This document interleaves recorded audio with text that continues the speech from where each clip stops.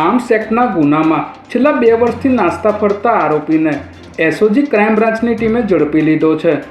આરોપી આઝમ મંસૂરી સામે વર્ષ 2023માં અમદાવાદ શહેર ડીસીબી પોલીસ સ્ટેશનમાં આર્મ્સ એક્ટ હેઠળ ગુનો નોંધાતા આરોપી છેલ્લા 2 વર્ષથી પોલીસને થાપ આપી રહ્યો હતો, ત્યારે બાતમીના આધારે પોલીસ ઇન્સ્પેક્ટર એડી ગામિતના માર્ગદર્શન હેઠળ પોલીસે આઝમ મંસૂરી નામના આરોપીને ઝડપી લીધો હતો।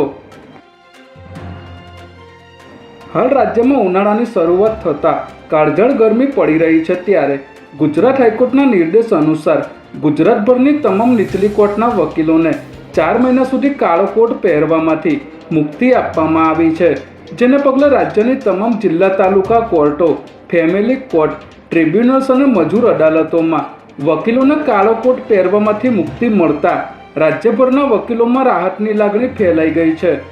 ગુજરાત બાર કાઉન્સિલ દ્વારા રાજ્યના તમામ 282 વકીલ મંડળોને આ અંગે સત્તાવાર જાણ કરવામાં આવી છે।